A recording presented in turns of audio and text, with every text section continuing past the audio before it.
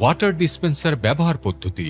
প্রথমে ফ্রিজের ডান পাশের দরজাটি ওপেন করুন। এরপর ওয়াটার রিজার্ভারের এই অংশে থাকা নবটি ডান দিকে ঘুরিয়ে হালকা টানে উপরের দিকে বের করে নিন।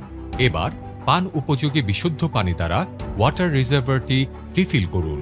ওয়াটার রিজার্ভারটিতে ৩.৫ লিটার পর্যন্ত পানি সংরক্ষণ করা যায়। প্রতিবার স্বাভাবিক তাপমাত্রার পানি রাখার ৬ ঘন্টা পর আপনি ঠান্ডা পানি হিসেবে সেটি পান করতে পারবেন। ওয়াটার ডিসপেন্সারের বাইরের অংশে লক এবং আনলক নব রয়েছে। নবটি লক থাকা অবস্থায় আপনি ওয়াটার ডিসপেন্সার ব্যবহার করতে পারবেন না। নবটি আনলক করে পুশ লিভারে প্রেস করে ঠান্ডা পানি গ্রহণ করা যাবে। ওয়াটার ডিসপেন্সার পরিষ্কার পদ্ধতি।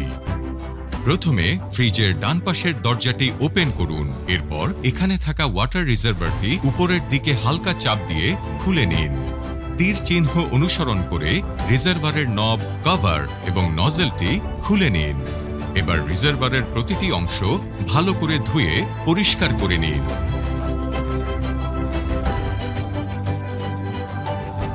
এরপর তীর চিহ্ন অনুসরণ করে ওয়াটার রিজার্ভারের প্রতিটি অংশ পুনরায় সেট করে নিন।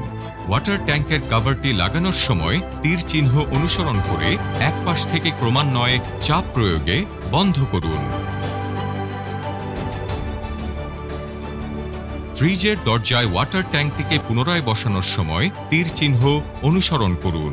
ওয়াটার ট্যাঙ্ক লাগানোর পরে দেখতে হবে লাইনারের লক যেন ট্যাঙ্ক কভারের উপরে থাকে।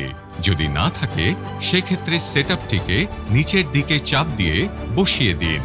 অতঃপর পানি রিফিল করে ব্যবহার করুন।